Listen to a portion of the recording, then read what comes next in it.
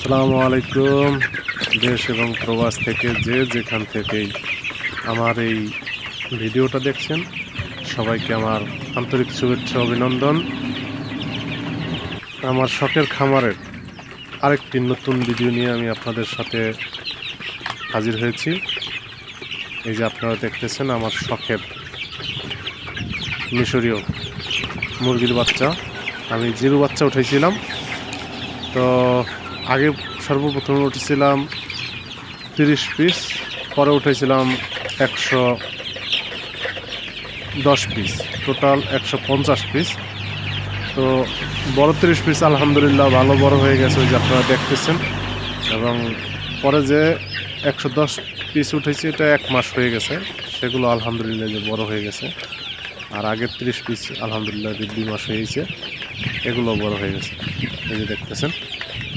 তো আলহামদুলিল্লাহ সবাই আমার শখের মুরগির খামারের জন্য দোয়া করবেন। আমার দেশি মুরগির খামারের পাশাপাশি আমার একটা মিশরীয় মুরগির খামার আমার করার খুব শখ ছিল, তাই আমি আবার এই মিশরীয় খামারটা আমি করছি মুরগির। তো যাই হোক, আলহামদুলিল্লাহ ভালোই চলতেছে, সব মুরগিগুলো সুস্থ আছে, ভালো আছে আপনাদের সকলের দোয়ায়।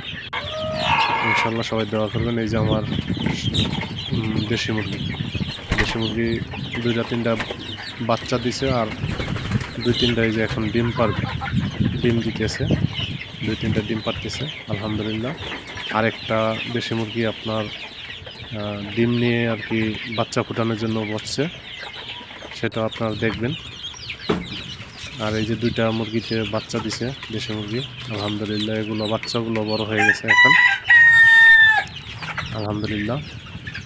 তো ইনশাল্লাহ সবাই দোয়া করবেন আমার এই খামারের জন্য, যাতে আল্লাহ পাক এখানে একটা খায়ের বরকত দান করে, রহমত নাজিল করে, এখান থেকে মোটামুটি একটা ভালো সফলতা অর্জন করতে পারি।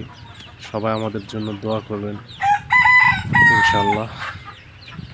এই যে দেশি মুরগি আরও মানে এগুলা দেশি মুরগি ছেড়ে পালা হয়, এগুলো আমরা দিনের বেলা ছেড়ে দিই। বাচ্চাওয়ালা যেগুলো আছে এগুলো আমার খামারের ভিতরেই থাকে, আর এমনি কিছু আছে ওগুলো আর কি বাইরে রাখা হয় ইনশাল্লাহ। তো আমার ওই দেশি মুরগির পাশাপাশি আমার মিশরীর খামারটা, এই যে মিশরীর বাচ্চাগুলো আলহামদুলিল্লাহ মোটামুটি ভালো বড় হয়ে গেছে। তো এগুলো আর 2 মাস পরে ইনশাল্লাহ ডিম দিবে, আর 2 মাস পরে এখান থেকে ডিম আসবে। সবাই ভালো থাকবেন, সুস্থ থাকবেন। আসসালামু আলাইকুম।